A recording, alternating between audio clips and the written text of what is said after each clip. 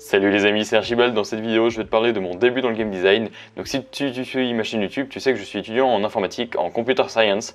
Et donc, comme tout étudiant en informatique, je suis un grand fan de jeux vidéo, je joue pas mal aux jeux vidéo. Et depuis quelques temps, je suis en vacances, donc je me suis mis comme objectif d'apprendre le game design, d'apprendre à tout ce qui est logique de programmation orientée au développement de jeux vidéo, un peu de design 3D, design 2D, bref, un petit peu de tout ce qui est de ces compétences-là qui permettent de développer les jeux vidéo, mais surtout du C++ et de tout ce qui est apprentissage de logique de programmation orienté aux jeux vidéo. Donc avant que la vidéo commence, mets un j'aime à la vidéo, partage la vidéo sur les réseaux sociaux, abonne-toi à la chaîne YouTube et dis-moi dans les commentaires, toi, où est-ce que t'en es dans ton voyage de game designer? Est-ce que t'as déjà commencé? Qu'est-ce que t'es un noob comme moi? Ou alors est-ce que t'es déjà avancé? Bref, dis-moi-le dans les commentaires. Donc j'ai commencé avec des petits outils assez simples et ensuite je suis passé à des outils un peu plus compliqués avec des moteurs 3D et tout ça. J'ai commencé par utiliser un outil qui s'appelle Pygame, donc c'est un outil Python avec des fonctions, des trucs comme ça et c'est assez simple d'utiliser. Donc dans ma première année d'université de Computer Science, on m'a appris Python, donc évidemment j'en ai appris énormément à côté pour pouvoir complémenter tout ce qu'on m'avait appris à l'université. Et donc je me suis dit pourquoi pas apprendre à utiliser un outil comme Pygame qui me permet de développer des petits jeux vidéo. Donc j'ai fait quelques petits projets avec Pygame, donc j'en ai fait 2, 3, 4. Je vais t'en montrer deux là, les deux qui sont les plus intéressants. Le premier petit projet que j'ai développé, c'est un petit jeu, donc voilà, c'est vraiment basique. C'est un des tout premiers projets que j'ai développé. Donc en fait l'écran se met pas à jour, c'est-à-dire que voilà, tu peux essayer d'agrandir ou de rétrécir, l'image en soi ne se met pas à la bonne taille. Et en fait voilà, ça fonctionne avec WASD, donc avec voilà, les 4 touches du clavier. Tu peux bouger ton personnage, quand tu appuies sur l'espace, il y a l'épée qui sort, et quand tu tapes voilà, sur l'ennemi, voilà, tu gagnes, you win. Donc voilà, c'est vraiment un truc très très simple. Donc voilà, il n'y a pas beaucoup de lignes de code, il y a combien? Il y a une centaine, 137 lignes. Donc voilà, je suis sûr que le code n'est pas très optimisé, je suis sûr que ça pourrait s'améliorer. Mais voilà, ça c'est l'idée générale de ce qu'on peut faire avec Pygame. Faire des petits environnements comme ça en 2D, avec des petits personnages en 2D. Donc là mes personnages, je les ai dessinés en pixel art sur GIMP, ils sont pas très beaux, hein, c'est juste des dessins assez basiques. Mais bon voilà, tu peux arriver à faire des trucs assez sympas avec Pygame, hein, assez poussés.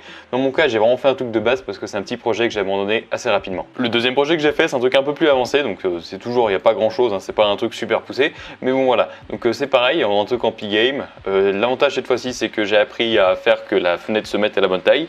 Donc là on n'entend pas parce qu'il n'y a pas l'audio, mais en fait il y a de la musique qui sort du menu. Je peux appuyer sur l'espace pour entrer. Il y a les boutons qui changent de couleur lorsque je passe la souris dessus. Et lorsque j'appuie sur les boutons, ça fait un petit bruit. Donc pareil, il n'y a pas le son de l'ordinateur, donc on n'entend pas, mais ça fait un petit bruit. Et lorsque je clique sur Game, voilà, il y a une petite voiture qui avance, donc ça c'est un truc assez simple dans les paramètres. Tu fais que dans la boucle, chaque fois la voiture augmente sa position X de temps. Donc voilà, tu peux changer la vitesse. C'est un truc assez simple, c'est juste une petite animation. Et voilà, lorsque tu appuies sur Escape, c'est de retour au menu principal. Et lorsque tu appuies sur Quit Game, eh bien ça ferme la page. Donc voilà, c'est un jeu, j'ai pas encore ni fait de petits personnages ni rien du tout. C'est juste voilà, une voiture qui traverse l'écran. Je pensais faire un petit jeu où en fait il y a un personnage qui saute un peu comme le dinosaure lorsqu'il n'y a pas de sur Chrome, lorsqu'il n'y a pas de connexion. Voilà, je pensais faire un truc comme ça, mais bon finalement j'ai juste fait une petite animation.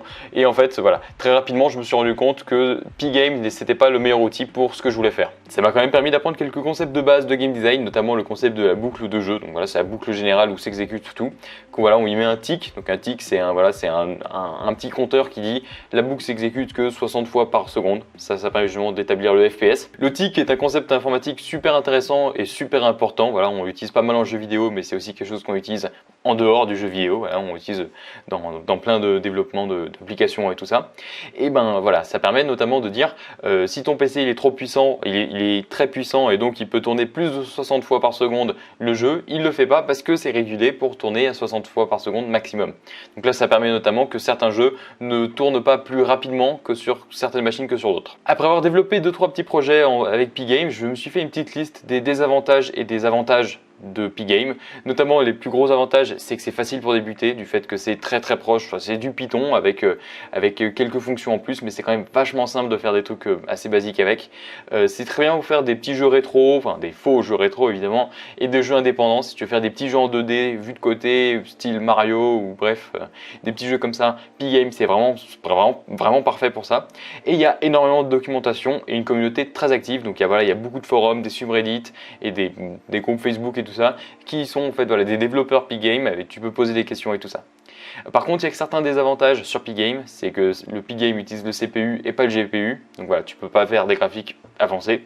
Et c'est aussi voilà, un jeu en 2D, et c'est un moteur, un outil dans lequel tu peux développer des trucs en 2D et pas en 3D. Voilà, c'est pas fait pour faire de la 3D, donc voilà, ça peut être un avantage ou un désavantage suivant qu'est-ce que tu veux développer comme jeu. Après avoir développé quelques petits projets comme ça sur Pygame, je me suis dit quel genre de jeu j'aime jouer, à quel genre de jeu voilà, je joue et j'aime beaucoup, et quel genre de jeu j'aimerais développer.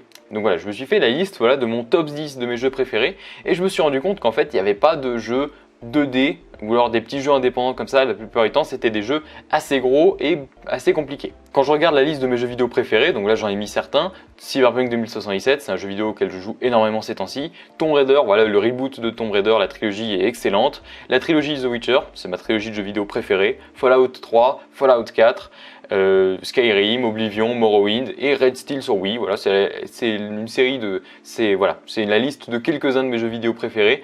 Ce sont des jeux vidéo qui sont la plupart du temps avec des graphiques assez avancés pour leur époque et qui, voilà, c'est quand même des jeux vidéo assez compliqués. Et je me suis rendu compte qu'avec Pygame, j'avais aucun moyen de développer quelque chose qui se rapproche d'un de ces jeux vidéo là. Et donc je me suis dit que justement, puisqu'en fait tous mes jeux vidéo préférés c'était des jeux vidéo AAA avec des graphiques assez poussés, et bien voilà, il fallait que je développe des jeux vidéo de ce genre. Et donc il fallait que j'utilise un moteur 3D assez avancé et je ne pouvais pas en fait rester avec Pygame qui me permet que de développer des petits jeux vidéo indépendants. J'ai investigué, je me suis rendu compte que les deux moteurs principaux qui me permettraient de développer des jeux vidéo AAA avec des graphiques avancés, c'est Unreal Engine et Unity. Donc j'ai choisi entre les deux, voilà, je me suis rendu compte que celui qui me paraissait le plus intéressant pour moi c'était Unreal Engine avec MetaHumans et voilà, il y a beaucoup de projets qui sont développés avec Unreal Engine. Donc je suis passé sur Unreal Engine, j'ai suivi des tutoriels, des vidéos YouTube et tout ça. Et puis voilà, pour commencer à apprendre à utiliser Unreal Engine. Je me suis rendu compte que tout ce qui est logique de programmation d'Unreal Engine, ça peut être fait soit en C++, soit en Blueprint. Et qu'en fait, la plupart du temps, si on fait un projet avec l'un ou l'autre, C++ ou Blueprint, dans tous les cas, on pouvait utiliser un petit peu de l'un ou de l'autre. Donc C++, c'est évidemment le langage de haut niveau, un des langages de haut niveau les plus connus au monde. Et Blueprint, c'est un langage qui est propre à Unreal Engine, que c'est voilà, comme ce que j'ai mis l'image sur l'écran. C'est voilà, c'est avec des petites boîtes où en fait c'est de la programmation avec des petites boîtes graphiques. Ça va être très avancé, donc tu peux faire des trucs très compliqués. Mais j'ai investigué, je me suis rendu compte qu'en fait le Blueprint est plus lent que C++. Voilà, le programme prend plus de temps à exécuter du Blueprint que du C++. Et ça peut même durer jusqu'à 10 fois plus lent que du code de C++. Donc je connaissais pas vraiment C++, j'avais fait de l'Arduino qui en fait c'est du C++ un peu modifié. J'avais fait pas mal de Java, beaucoup de Python et un petit peu de Dart. Donc voilà, je savais écrire déjà pas mal de langages de haut niveau. Donc ça a été assez simple d'apprendre du C++ avec quelques vidéos.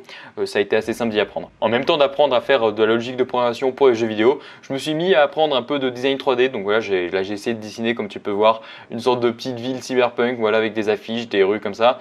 Donc voilà, je suis pas un designer, hein, donc je suis pas un designer 3D non plus. Donc voilà, c'est pas le résultat pas excellent, mais voilà, c'est quand même important, même pour un programmeur, d'avoir des bases de design 3D. Donc voilà, je pense que ça va être une des choses sur lesquelles je vais plus me concentrer pour voilà, apprendre un peu plus de design 2D, 3D et tout ce genre de choses. Donc maintenant, what next? Bah, je pense que ce que je vais continuer de faire, c'est que je vais continuer d'apprendre C++ pour Unreal Engine pour pouvoir voilà, continuer de programmer du C++. Je vais aussi apprendre un petit peu à faire du design 3D, donc là, designer peut-être des personnages, des environnements, bref, des trucs comme ça. Je pense que je vais me mettre à étudier un peu Blender. Si tu as des conseils pour tout ce qui est développement de code, des ressources ou de développement 3D, de design 3D, bref, tout ça, partage-le moi dans les commentaires, c'est super intéressant. Quelque chose de super important, c'est que je viens de rejoindre un projet qui s'appelle Ungrave. Donc c'est un projet des créateurs de monde. Les créateurs de monde, c'est un super magazine geek qui parle de développement de plein de trucs. Ça peut être de jeux de société, de jeux de rôle, de jeux vidéo, de romans, de tout et n'importe quoi. Donc voilà, tout ce qui a trait à la culture geek, à la culture nerd. Voilà, il y a plein d'articles super intéressants. Donc voilà, si tu veux y jeter un coup d'œil, je te mets le lien dans la description. C'est super, voilà, c'est un super magazine qui parle de plein de trucs intéressants. Et donc maintenant, on est en train de travailler sur un projet qui s'appelle Ungraved. C'est un jeu d'horreur inspiré de Alone in the Dark. Donc voilà, c'est un jeu d'horreur avec des caméras à la troisième personne qui est développé sur Unreal Engine. Donc voilà, je viens de me rejoindre, j'ai à peine il y a quelques jours de rejoindre le projet. Je vais mettre à voir qu'est-ce que je peux participer, peut-être faire un peu de développement et tout ça. Si ça t'intéresse, dis-moi dans les commentaires, je peux faire une vidéo dans laquelle je parlerai de Ungraved, de voilà la suite de mon voyage de game designer. Bref, dis-moi dans les commentaires. Donc voilà, c'était tout pour aujourd'hui, j'espère que la vidéo t'aura plu. Dis-moi dans les commentaires qu'est-ce que tu aimerais voir dans les prochaines vidéos, d'autres vidéos de ce genre de game design ou alors des vidéos plus de programmation, peut-être de design 3D, d'impression 3D ou trucs comme ça. Bref, dis-moi dans les commentaires. J'espère que la vidéo t'aura plu, mets-moi un j'aime, partage la vidéo sur les réseaux sociaux, abonne-toi à la chaîne et puis je te dis à une prochaine fois dans une prochaine vidéo. Allez, salut!